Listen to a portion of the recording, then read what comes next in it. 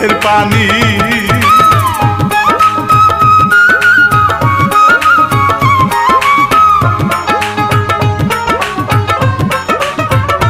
ঝরবে চোখের পানি শামিম টিভি সাবস্ক্রাইব করিয়া, লাইক কমেন্ট শেয়ার করবেন আপন ভাবিয়া, গাইবো রানা বাপ্পি।